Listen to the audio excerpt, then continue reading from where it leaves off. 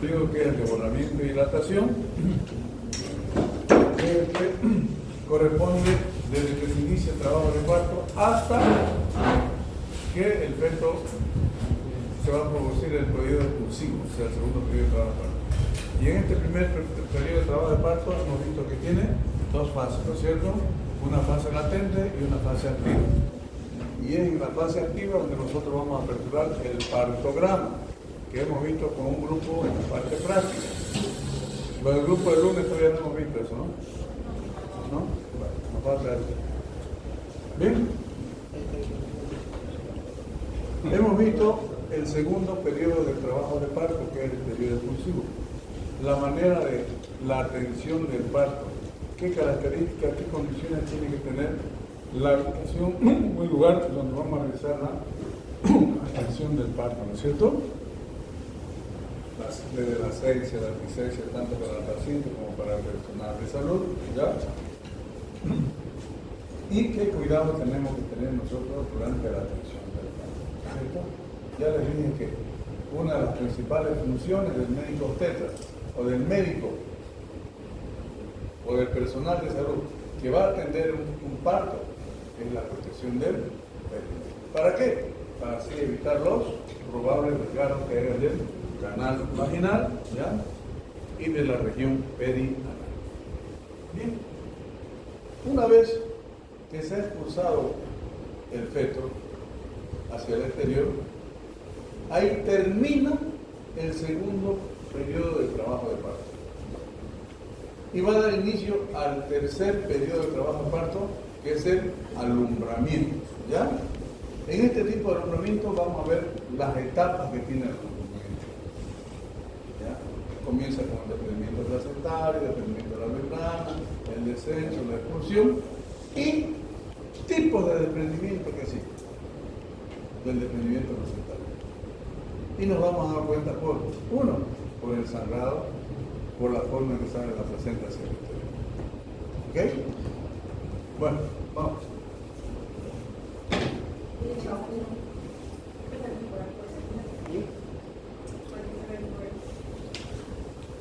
No tiene conexión por fuera, uno por cable. No tiene. Miren, no hay. La computadora. ¿Cómo lo hacemos nosotros? La computadora. Pero nadie tiene computadora aquí. Tienen que prever eso. Parto y atención del recién nacido, ¿cierto? Ya. Vale, vamos, comienza. Ya la mandamos al grupo de Vayan siguiendo en el grupo. Que yo voy a hablar bastante aquí donde más hablo.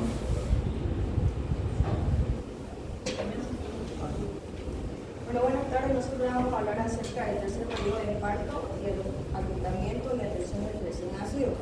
Como introducción, vamos a saber que el tercer periodo del trabajo de parto inicia a partir de la expulsión del feto y termina cuando la placenta y membranas fetales se encuentran fuera de la cavidad uterina. El tercer periodo de parto también se denomina alumbramiento, que esta palabra proviene del latín illuminatum. En la fisiología, vamos a ver que el desprendimiento de la placenta se debe en parte a una disminución de la superficie uterina debido al nacimiento del feto, lo cual promueve que la placenta se desprenda a nivel de la capa esponjosa de la adhesiva verdadera, donde se forma un hematoma, el cual tiene tendencia a aumentar de tamaño y por ende a incrementar la superficie. En los mecanismos de alumbramiento vamos a tener el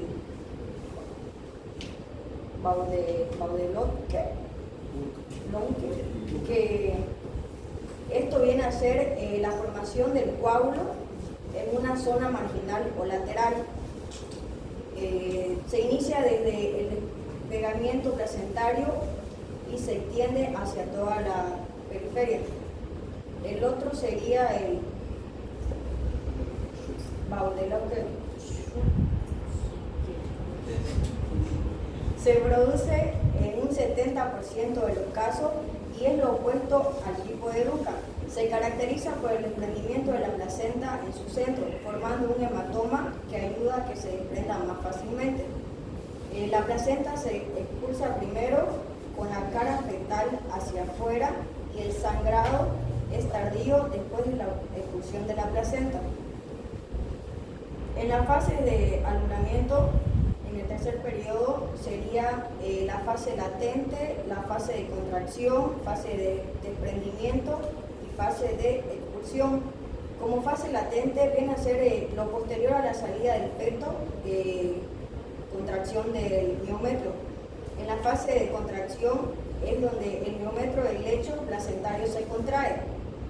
En la fase de desprendimiento, la placenta se desprende por contracción. Y como último, la fase de expulsión son contracciones del miómetro que permiten la expulsión de la placenta. Entonces, recapitulando, tienen que ver los mecanismos de separación placentaria, contracciones uterinas espontáneas y presión descendiente del hematoma, que justamente se forman en esa décima, que son las capas histológicas a nivel microscópico donde están vascularizadas, por eso ahí se forma el hematoma. Podemos ver, aparte de eso, la fenomenología del descubrimiento placentario. Lo primero que puede haber, ya sea visible o oculta, será sangrado vaginal.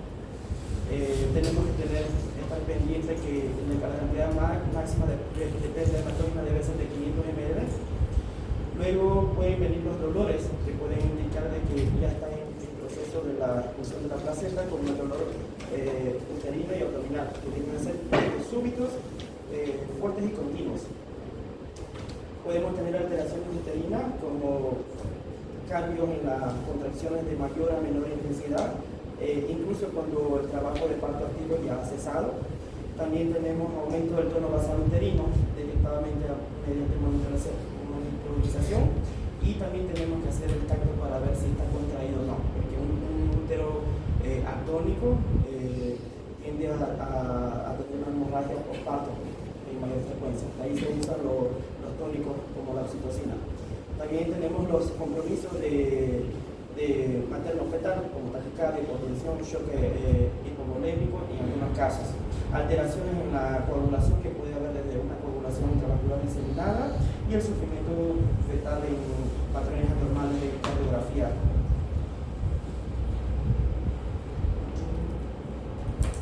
Hay un procedimiento placentario focal o difuso.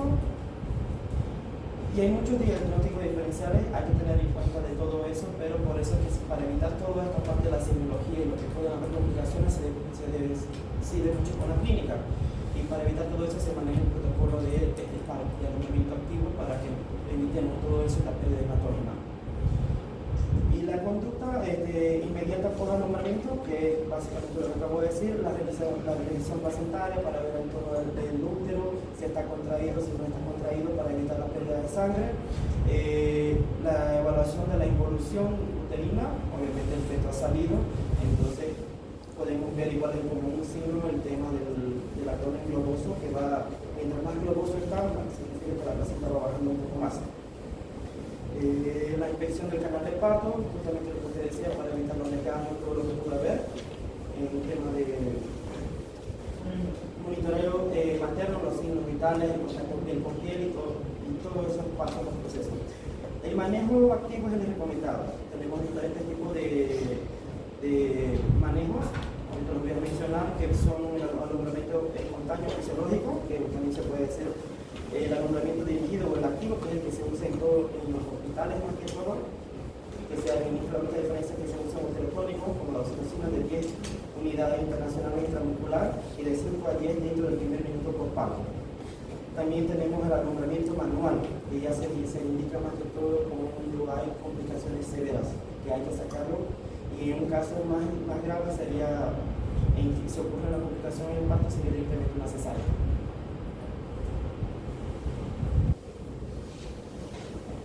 Tenemos los signos que no son utilizados justamente por el tema de que usamos el manejo activo del alumbramiento, como podemos ver el signo de Axel, el signo de Kussner y el de Schroeder. Se usa usaba mucho con la clínica, depende mucho de la clínica, la expertise del obstetra, y ahora ya no se usa tanto porque se usa directamente el manejo activo. ¿Usted va a hablar sobre Atención, atención. y su gran papel? A ver, quiero que entiendan. Una vez que sale el feto por el canal vaginal, va a dar lugar al inicio del tercer periodo del parto, que es el alumbramiento o salida de la placenta y sus anexos. Muy bien, pero para que ocurra esto, ¿ya?, tienen que existir agentes, ¿ya?, externos o internos para que se produzca esta salida de la placenta. No nos olvidemos que la paciente aún continúa con contracciones uterinas. Esa paciente continúa con las mismas contracciones que tenía durante el trabajo de parto, continúa, solo que estas son indoloras. La paciente siente solamente el endurecimiento, pero no siente dolor. ¿Por qué se producía el dolor cuando aún el feto estaba dentro? Por la protrusión que hacía el feto en el canal del parto a nivel perineal, ¿ya? Había como en cada contracción hay un descenso brusco de la presentación, y es por eso que la paciente siente dolor, ¿ya? En algunos lugares no se dice contracciones, se dice dolor, ¿ya? Dice, me avisa cuando le vengan los dolores de parto, que son las contracciones uterinas. Bien, entonces, una vez que se ha expulsado el feto, continúan las contracciones. Y este fin de estas contracciones es la de expulsar la placenta por el canal vaginal. Y este tercer periodo de parto o alumbramiento tiene 4 fases o 4 periodos. El primer periodo es el desprendimiento placentario, ¿ya?, donde esta es la placenta, ¿ya?, y esta es una membrana que recubre la placenta. Esto que está más nítido es la membrana que recubre la placenta. ¿Ya? Entonces, ¿qué significa? Que esta placenta, esto que está por dentro de la membrana, se va a desprender, o sea, va a caer hacia un poco más abajo. Y la membrana va a quedar arriba, aún adherida a la mucosa endometrial. ¿Por qué se produce esto? Por las contracciones uterinas. Se va a desprender la placenta. Esta es la mucosa, la membrana, y aquí está la placenta. Entonces la placenta se va a desprender y va a ir hacia abajo, va a caer. ¿Por qué? Porque por las contracciones va a haber una rotura de vaso a nivel placentario, y ahí se va a formar un hematoma. El peso de ese hematoma va a terminar de desprender toda la placenta de las membranas. Ese es el primer paso, el desprendimiento placentario. Y como vio sus compañeros le dijeron, ya hay 2 tipos de desprendimiento placentario. Uno, que es el más común, el de Baudelot-Schulze se llama. En su libro está bien escrito, ¿ya? Baudelot y Schulze. ¿Y en qué consiste este tipo de desprendimiento placentario? Uno, primeramente, que el desprendimiento ocurre a nivel central, ¿ya? Se rompen los vasos y ocurre el desprendimiento. Y en esta parte se forma un hematoma retroplacentario, ¿ya?, que al crecer ese hematoma se torna más pesado y desprende totalmente la placenta de las membranas. Este es el desprendimiento tipo Baudelot-Schulze. El desprendimiento es a nivel central, se forma un hematoma retroplacentario, el peso del hematoma más las contracciones desprende totalmente la placenta. ¿Y cómo nosotros vamos a saber qué es un desprendimiento tipo Baudelot-Schulze? Si no vemos nada, no estamos viendo absolutamente. Uno, la salida de la placenta hacia el exterior es por su cara fetal. La cara fetal es donde está insertada el cordón umbilical. Entonces, si nosotros, al hacer la tracción controlada, vamos a ver que la placenta sale por la cara fetal, vamos a decir, este es un desprendimiento tipo Baudelot-Schulze. Y algo más, inmediatamente salga la placenta, va a iniciarse el sangrado.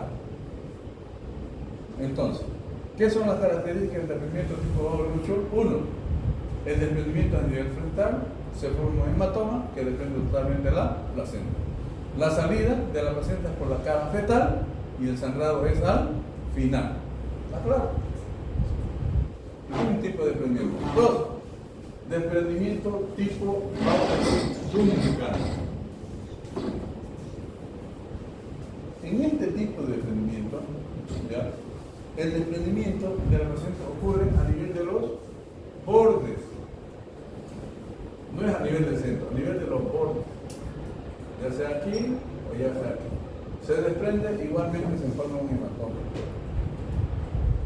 Y el peso del hematoma igualmente va a desprender totalmente la placenta. Pero aquí hay algo diferente. Inmediatamente se comienza a desprender la placenta, comienza el sangrado. Cosa que en el Baum de Duncan o Schultz era al final, en este caso de Duncan es al inicio. Una vez que se desprende la placenta, comienza el sangrado. Si nosotros vemos que estamos en el tercer periodo del parto y comienza a sangrar, este es un desprendimiento tipo Baum de Duncan, porque es la única manera que nosotros sepamos. Y la salida de la placenta no es por la cara fetal, es un poco distorsionada porque sale parte de la cara materna. ¿Y cuál es la cara materna? Donde está insertado donde están los cotiledones. Es como una carne roja que vamos a ver ya en la parte práctica con la placenta que tenemos ahí. Entonces, esos dos son los tipos de desprendimiento placental. En la primera etapa del alumbramiento, el desprendimiento placental.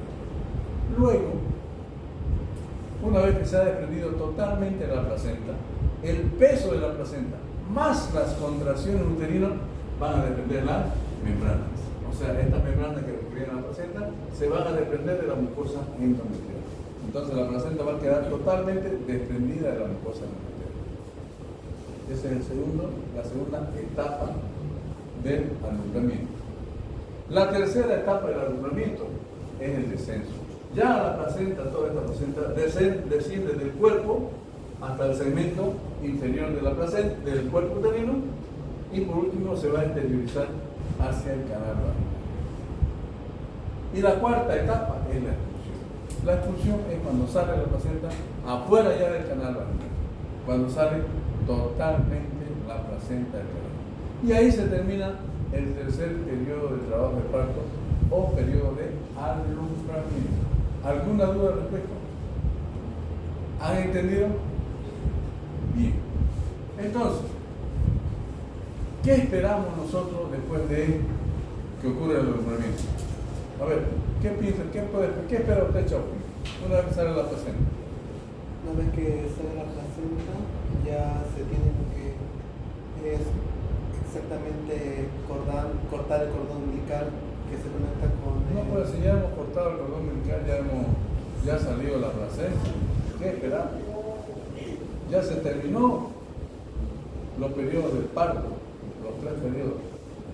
¿Y qué nosotros esperamos en esa placenta? ¿La qué? ¿Ah? Exactamente. Nosotros esperamos que ese útero se contraiga, ¿ya? Que al salir la placenta, ese útero se contraiga, ¿ya? Y haga lo que se llama un buen globo de seguridad espinal. El globo de seguridad espinal son ligaduras vivientes, ¿ya?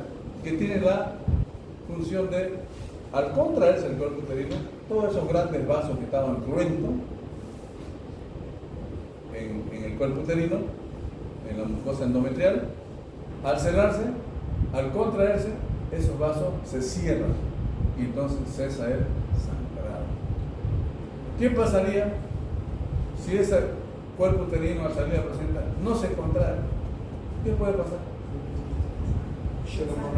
Va a haber una hemorragia, ¿cierto? Lo que se denomina hemorragia postparto, que es un tema que yo le voy a dar, yo se lo voy a dar en la próxima clase, ¿ya? Porque eso tienen que saber, ¿ya? Se ocurre una hemorragia postparto. Y eso es lo que nosotros tenemos que evitar. Entonces, sus compañeros hablaron de manejo activo, ¿no es cierto?, del tercer periodo del trabajo del parto.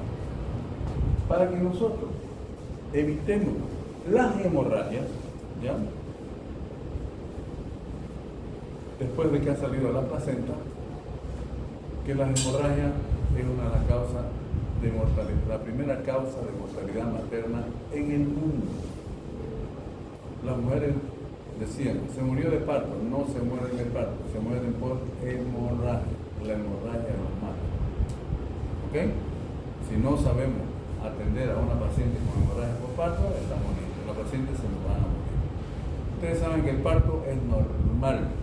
Antiguamente nuestras mujeres tenían el parto solas, ellas mismas atendían el parto, jugaban, salía el feto, amarraban con bejuco, decían, y lo cortaban con una tijera cualquiera, y ya salía el feto, y esperaban un poco, ellas mismas hacían la tracción, y salía la placenta, y no pasaba nada. Pero cuando pasaba, esa mujer se moría. ¿Okay?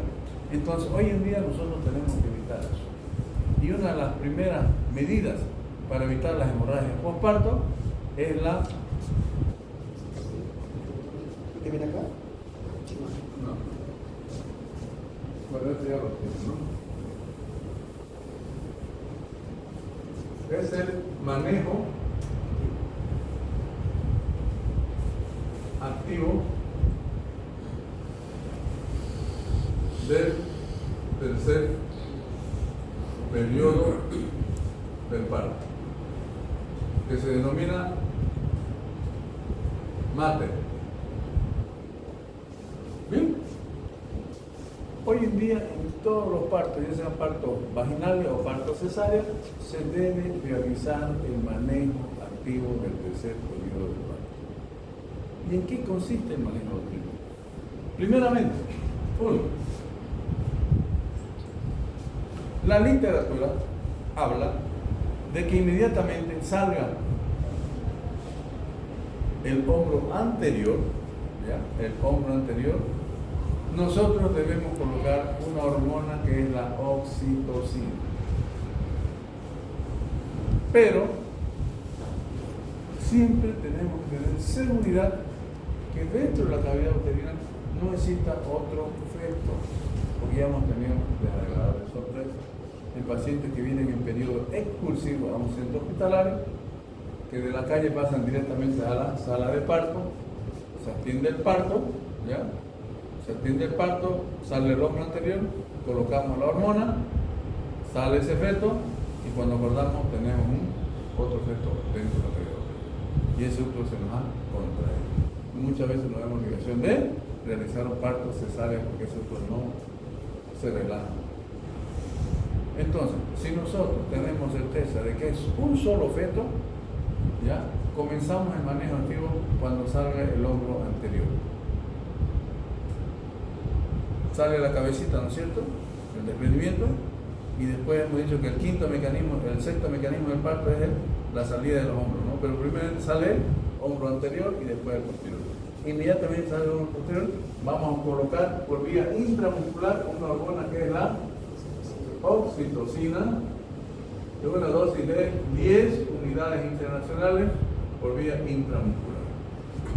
Colocamos cuando sale el hombro anterior, o si no sabemos que es un embarazo gemelar o algo, esperamos que nazca el feto, que salga el parto, termine el parto, ya palpamos en el cuerpo uterino si existe o no la presencia de otro feto. Si no existe la presencia de otro feto, inmediatamente igualmente colocamos las 10 unidades de oxitocina por vía. Pero esta oxitocina tiene características en la conservación. Estas conservaciones tienen que ser conservadas en cadena fría. O sea, tiene que estar mínimamente a 8 grados. Pero si está a 30 grados, con esta calor que tenemos nosotros en Santa Cruz, esta ampolla, este medicamento pierde su potencia, sus funciones. Y podemos colocar 10 ampollas y no tiene ninguna acción. Eso hay que tener mucho cuidado con este tipo de medicamentos, que son hormonas. Bien.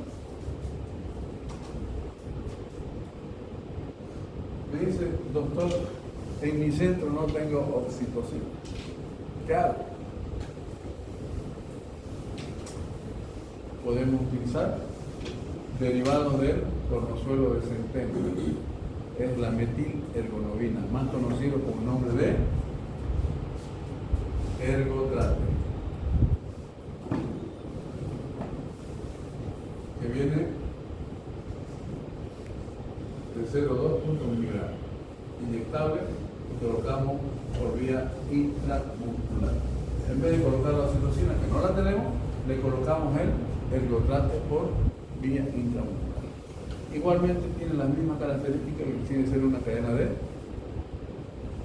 Solamente ergotrate no colocamos en aquellas pacientes que tienen algún trastorno hipertensivo, que tienen una presión arterial alta, porque tiene la tendencia a elevarles más la presión. Esa es la única contraindicación. Doctor, no tenemos ergotrate.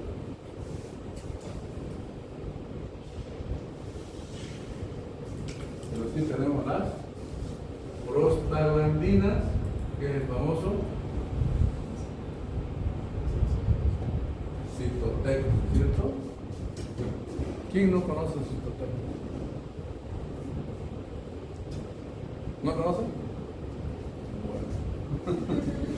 ¿Ya? Es un medicamento que teóricamente estaba indicado para problemas de úlceras, problemas gástricos, que se utilizaba mucho, pero ya en algunos tratamientos que hacían para eso, en mujeres embarazadas, comenzaban con inicio de trabajo de aborto y abortaban. ¿Ya? Desde ahí ya se comenzó a utilizar para ayudar a la contractilidad del cuerpo uterino. Es el famoso misoprostol. El nombre genérico es el misoprostol. Cytotec es el nombre comercial. ¿Ok? Que viene en una dosis de 2 microgramos. Cada tabletita tiene una dosificación de 2 microgramos. Entonces, para el manejo activo del tercer periodo del parto, vamos a dar una dosis de 600 microgramos. O sea, 3 tabletitas de misoprostol por vía oral. Entonces, para el manejo activo del tercer periodo del parto, la primera droga de elección es la oxitocina. ¿Cuánto? 10 unidades. ¿Qué vía? Intramuscular. Segunda opción, la metilergonovina, el ergotrate, que viene de 0,2 miligramos por vía intramuscular. Tercera opción, el misoprostol o Cytotec, en una dosis de 600 microgramos por vía oral. Eso es para el manejo activo del tercer periodo del parto. ¿Para qué damos estos medicamentos? Para disminuir en un 70 a 80% la atonía uterina, o sea, la falta de la contractilidad de ese cuerpo uterino. No quiere decir que cuando coloquemos esto, el 100%, en alguna de ellas nos puede venir una atonía uterina, que depende mucho del estado general de la paciente. Es por eso que yo le dije en principio, para una gestante es muy importante el control prenatal. ¿Qué hacemos nosotros en el control prenatal? Vemos las patologías que puede tener la gestante, algunas enfermedades que puede tener, ¿ya? Y tratarlas. Y sobre todo, tratar de que esa paciente llegue al momento del parto hemodinámicamente estable. ¿Qué significa hemodinámicamente estable? Que tiene que llegar por lo menos con una 11 o 12 gramos de hemoglobina y no llegar con 6, 7 gramos, que esa paciente sí nos va a hacer una hemorragia de parto, con seguridad. No va a hacer nada. Es muy diferente a una paciente que está bien nutrida, que tiene un buen estado hemodinámico, a una paciente anémica. La anémica se nos va a complicar sí o sí, por más que hagamos manejo activo muchas veces. Bien, ese es el primer paso del manejo activo. Colocación por vía intramuscular de oxitocina o metilergonovina o por vía oral misoprostol. ¿Está claro? ¿En qué momento? En la salida del hombro anterior o después de empezar el efecto, verificando siempre y cuando que no haya otro efecto dentro de la cavidad uterina. Ese es el primer paso del manejo activo. Segundo paso, el corte oportuno o tardío del cordón umbilical. ¿En qué consiste el corte oportuno o tardío del cordón umbilical? Una vez que ha salido el feto, nosotros sostenemos al feto, ¿no es cierto?, en las manos, y muchas veces lo entregamos al neonatólogo, y el neonatólogo muchas veces trata de hacer el apego precoz. Se lo pone en los brazos de la mano. Y nosotros vamos a esperar de 1 a 3 minutos o hasta que cesen los latidos funiculares del cordón umbilical para recién pinzar y cortar el cordón umbilical. Antes no. No es que sale el feto, plan, no. Podemos sacar a un niño anémico. ¿Por qué? Estamos dejando de qué? Evitando que pase sangre placentaria hacia el feto.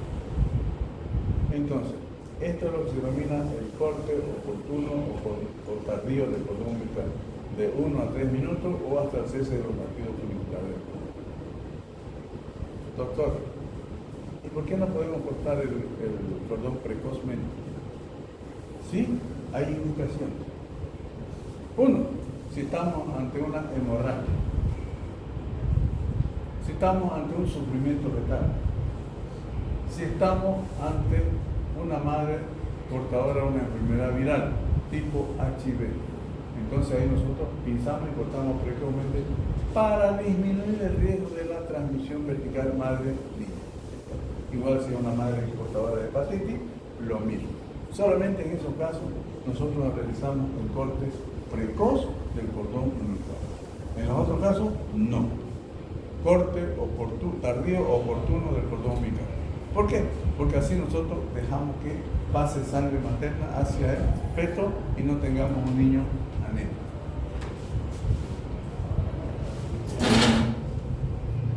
¿Está claro? Sí. En las mujeres que son programadas para cesárea, igual usan la oxitocina o el Citotec, digamos. El manejo activo del tercer periodo de parto es tanto para el parto normal como para el parto cesárea. Porque en un parto cesárea igual necesita tu niño uterino. ¿Ya?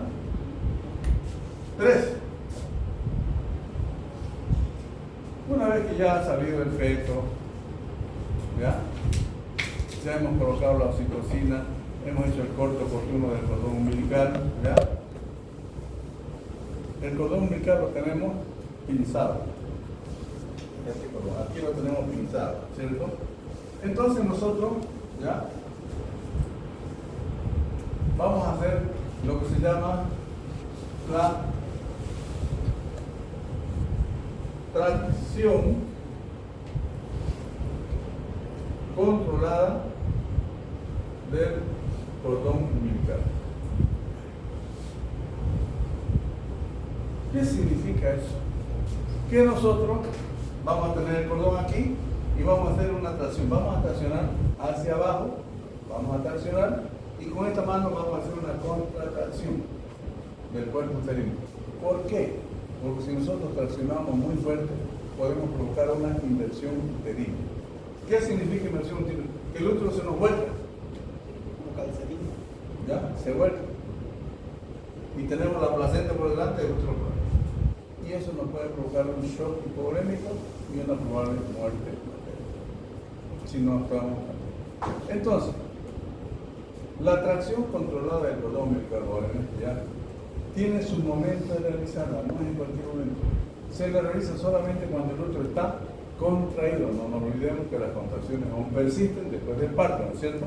Ese útero se contrae, en ese momento nosotros vamos a hacer la tracción controlada del cordón umbilical. No sale la primera, paciencia, esperemos que haya una nueva contracción y nuevamente realizamos la tracción controlada del cordón umbilical.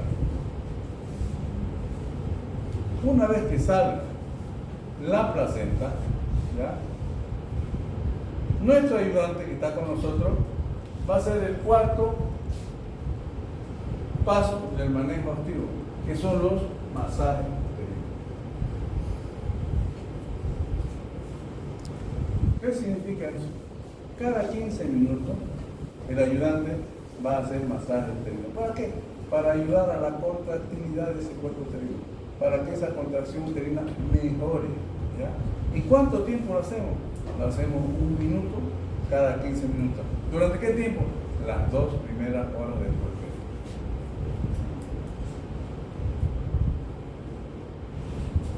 Después de las 2 horas de que ha terminado el parto, si nosotros tenemos un útero bien contraído, un buen globo de seguridad final, el sangrado transvaginal está dentro de los parámetros normales, los signos vitales de la paciente también, entonces recién nosotros vamos a ver de alta de la sala de parto a esa paciente y la vamos a llevar a su cuarto, su piso donde va a estar internada. ¿Ya? ¿Por qué? ¿Por qué 2 horas? Porque en esa, la primera hora pueden ocurrir las hemorragias. ¿Se acuerdan que vimos en el partograma, con lo que vimos, ¿ya? En el partograma se controla todo lo que ocurre durante el trabajo de parto, ¿no es cierto? ¿Ya? Y controlamos la frecuencia cardíaca, controlamos la dinámica uterina, controlamos la dilatación. Lo mismo después del parto, después del dormitorio, tenemos que controlar la evolución del postparto, lo que se denomina puerperio inmediato. El puerperio inmediato son las primeras 24 horas que ocurren después del parto, que es donde más tenemos que controlar, porque ahí es donde se nos puede complicar la situación. Bien, entonces, ya sabemos que la oxitocina, el corte oportuno del cordón umbilical, la tracción controlada del cordón umbilical y por último los masajes uterinos. ¿Qué esperamos nosotros después del alumbramiento? Esperamos que ese útero se contraiga. Para eso es el manejo activo del tercer periodo del parto, para mejorar la contractilidad uterina. ¿Qué pasa? Si ese útero no se contrae, va a comenzar a sangrar y vamos a tener lo que se llama hemorragia postparto.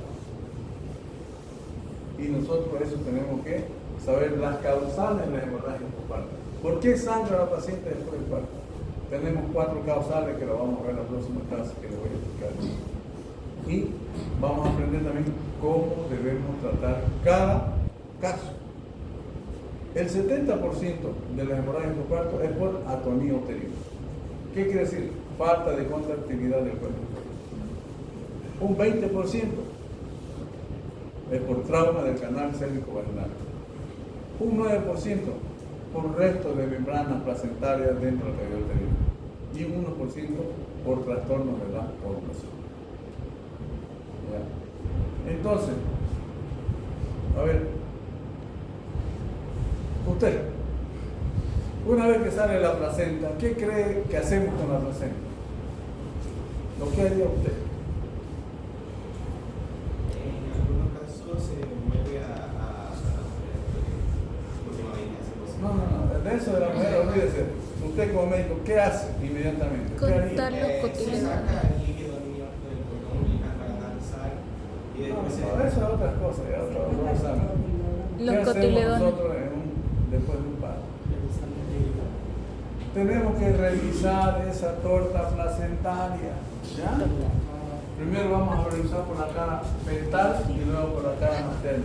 Agarramos el cordón y aquí está la placenta, está la membrana por encima y las membranas caen como una medusa aproximadamente, ¿no? Entonces vamos a revisar la cara fetal. ¿Qué revisamos?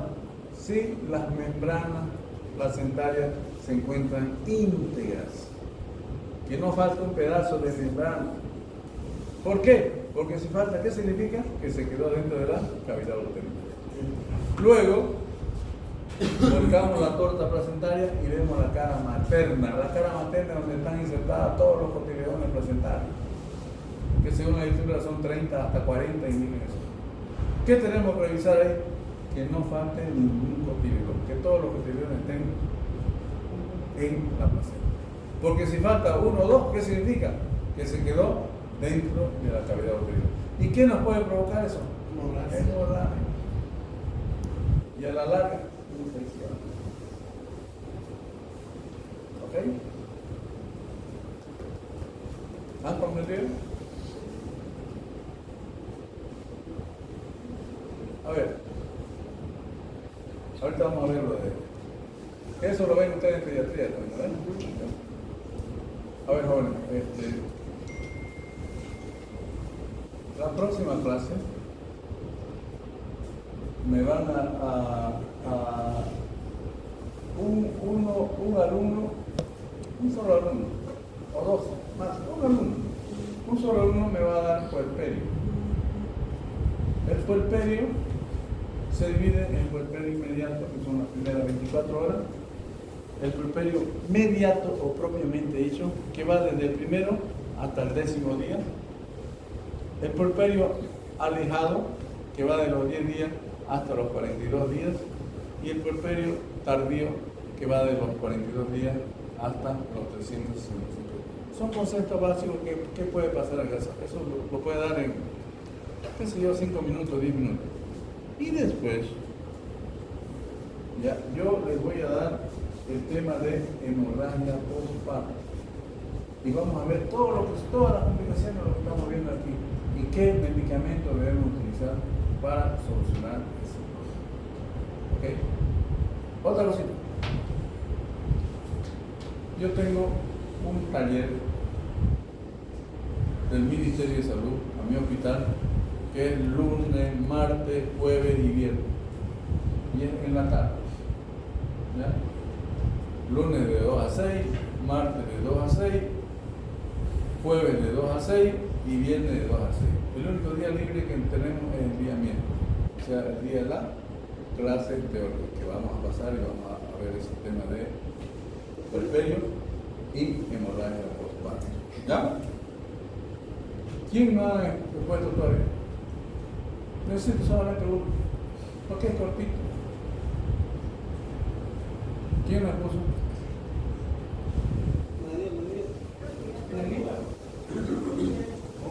¿Cómo lo vi? A ver. Carvalho hace tiempo que no viene, no sé qué pasa. ¿Qué saben de Carvalho, pues? Ya es 3 clases que no viene. Catar Roda. ¿Dónde está Catar? Usted me repara. Puerperio, solamente puerperio, nada más. Son 4 títulos que va a hablar 5 minutos. Que lo va a hablar conmigo después. ¿Ya? Entonces, jóvenes, el día lunes 5, el día jueves 8, no vamos a pasar práctica por esto que les estoy diciendo. Pero sí vamos a tener la clase teórica del día miércoles. ¿Ok? Vamos con recién nacido. Y en la práctica también vamos a hablar de todas estas cosas. Bueno, como mencionó el doctor, la atención al recién nacido va a ser un poco rápido, porque ya lo tomamos en pediatría. Hay lo que son los pasos inmediatos y inmediatos. La atención inmediata al nacer vendría siendo el secado, la estimulación, pinzamiento y corte del cordón umbilical, que generalmente, como dijo el doctor, se hace entre 1 y 3 minutos. Valoración APGAR, ahí en la diapositiva, como pueden ver, está la tablita de APGAR, que como sabemos es una herramienta. La situación de APGAR es muy importante para ver las características, en qué condiciones nace ese feto, ¿cierto? Ahí está la frecuencia cardíaca, está la coloración del feto, ¿ya? Está el llanto, ¿ya? Y está el tono también, ¿cierto? Y nosotros vamos a hacer una calificación de 0, 1 y 2. Arriba de 7, bueno, arriba, abajo de 7 es que algo está pasando. Y la valoración de algo se le hace al minuto, a los 5 minutos y a los 10 minutos. ¿Ya? Algo importante para la atención del recién nacido. Ya hemos dicho que el ambiente tiene que ser un ambiente donde no sea una sala fría. Tiene que estar arriba de 26 grados la temperatura. Tiene que haber el calorcito que tenía el feto dentro de la cavidad uterina al recibimiento. Y algo muy importante, siempre que recibamos a niños, lo vamos a recibir con paños calientes, precalentados, no con paños. Eso es muy importante porque ese recién nacido nos puede dar una hipotermia. Sí. Doctor, una pregunta, ¿arriba de 26? No entre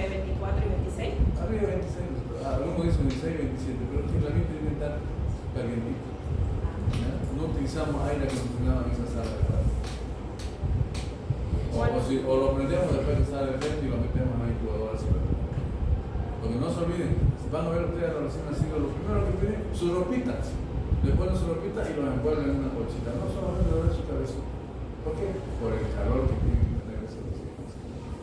Y así es. Y bueno, también el contacto piel a piel. Los pasos inmediatos, el clampeo del cordón, realizamos también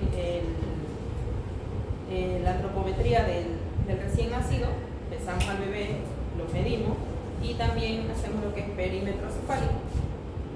Luego también hacemos lo que es la profilaxia, que vendrían siendo las gotitas oftálmicas para evitar infecciones oculares, la vitamina K para prevenir hemorragia. Muy importante la prevención de infecciones oculares, ¿ya? Sobre todo en aquellas pacientes que han estado durante todo el trabajo con las bolsas rotas. ¿Ya? Esos niños pueden nacer con infecciones oculares y por eso se le hace una prevención con algún antibiótico, ¿cierto? Y también la colocación de la vitamina K para evitar hemorragias que pueda tener ese niño. ¿Ya? ¿Sí? Y bueno, por último, la evaluación general, el examen físico completo para detectar malformaciones o problemas de la salud, que vendría siendo, como les comentaba, el peso, talla, perímetro cefálico. Y también tenemos lo que es la identificación del recién nacido, el control de la temperatura y luego, por último, inicio de la lactancia materna y evaluación de riesgos neonatales. También hay otra pequeña tabla de valoración que es la escala de Usher. La escala de Usher para lo que son los exámenes físicos del recién nacido, tales como pliegues plantares, nódulos mamarios, pabellón auricular, genitales. Y eso sería todo en cuanto al examen, la atención del recién nacido. Es muy importante, ¿no? la atención del recién nacido, sobre todo en el medio en que lo recibimos. Como ya le dije, tomar mucho cuidado en la manera de recibir al recién nacido. ¿Ya? Y siempre con los paños calientes, ¿qué hace el neonatólogo? No es que lo agarra de un lado, sino primero pone bajo el cuello y bajo la torsión del miembro inferior entre la pierna y el muslo, ¿no? ¿Para qué? Porque pueden haber accidentes. Han existido casos que han soltado a los recién nacidos. Y la puntuación de Adler que se la tiene que hacer al minuto de que nazca el bebé. Ya nosotros, si vemos a ese niño que ni bien nace y comienza con un llanto vigoroso, este es una paciente que tiene un buen Adler. Pero hay pacientes que no reaccionan, nosotros tenemos que quitarlo, inclusive como se ve en las películas que dan que no se debe hacer eso, solamente debemos hacer investigaciones. Y vamos controlando la alimentación. Por ejemplo, si el niño nace deprimido y nosotros le apuntamos al corazón y tiene menos de 100 latidos por minuto, le damos una puntuación de 1. Pero si tiene más de 100, 120, 130, 140, le damos una puntuación de 2. ¿Ya? Si el niño no llora al inicio, ¿ya? O el llanto es débil, o el llanto es vigoroso, si no llora le ponemos 0. Si el llanto es débil le ponemos 1, pero si es un llanto vigoroso le ponemos 1. Y así va sumando la puntuación.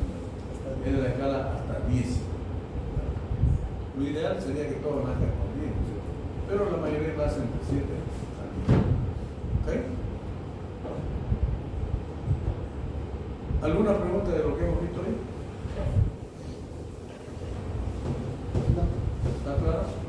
¿Cuándo vamos a hacer un estudio?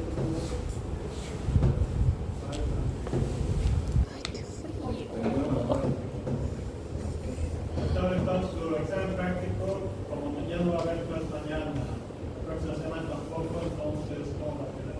Vamos a hacer la práctica primero, antes del examen. Vamos a hacer la práctica, no se preocupen. Me falta la práctica con un grupo de partograma. Sí. Y la atención del parto también tenemos. Ya. El trabajo. Viene. doctor, el examen teórico va a ser solo lo que avanzó después del día parcial. El examen teórico va a ser todo lo que es parto hasta donde avancemos. Todo Ya. lo relacionado con parto. Ok. Todo